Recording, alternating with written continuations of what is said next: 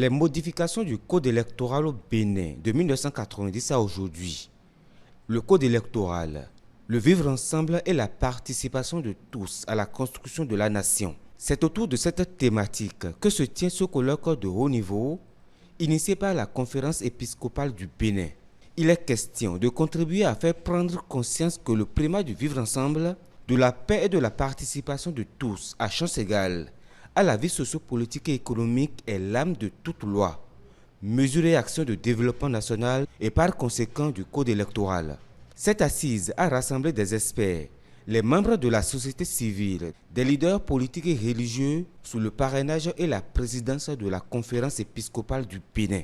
Je voudrais noter que notre rassemblement est déjà un signe éloquent de cette fraternité que nous voulons sauvegarder et de notre capacité à aller au-delà de tout ce qui peut nous diviser en nous éloignant de nos aspirations profondes et de la mobilisation de nous tous, fils, filles et amis du Bénin, autour des grands chantiers de développement de notre pays.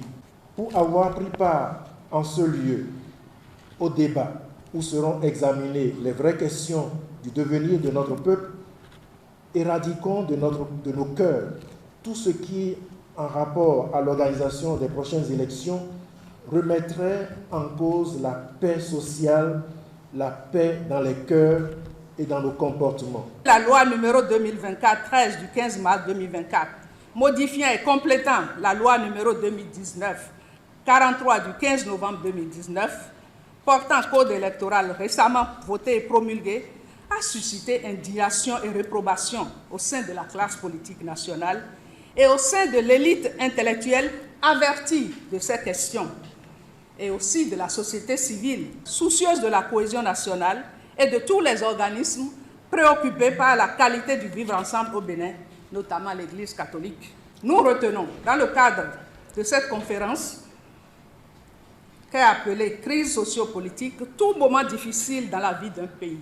Cette rencontre pour une étude scientifique du contenu du nouveau code électoral modifié et complété en 2024 aux fins de juger de sa pertinence par rapport aux autres codes et aux défis actuels du Bénin.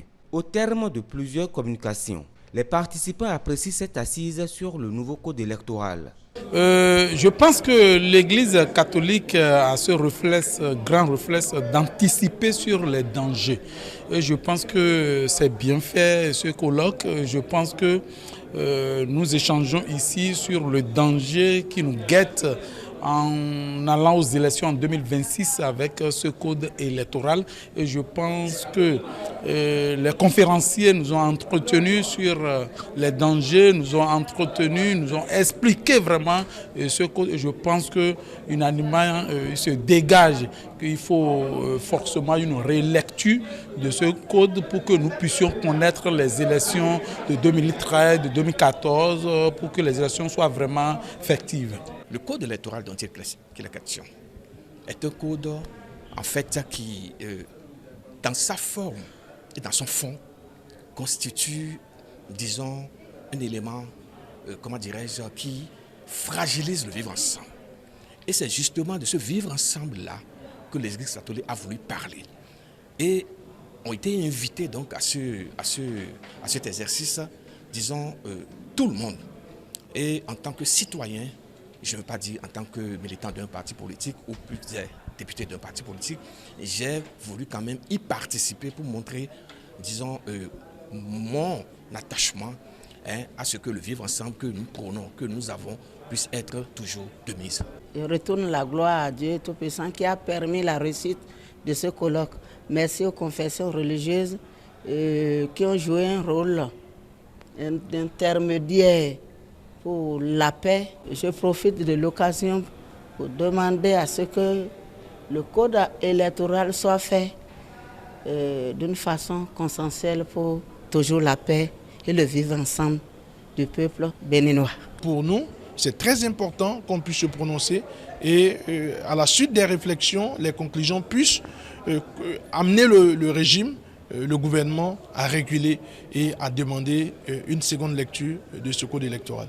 D'après des chiffres évoqués au cours de ces assises, Plus de 70% environ des participants et les responsables religieux catholiques qui accueillent le colloque sont conscients que les modifications du code ne semblent pas se baser sur les principes fondamentaux qui devraient régir toute élection, notamment les mesures pour promouvoir une démocratie participative, des élections inclusives.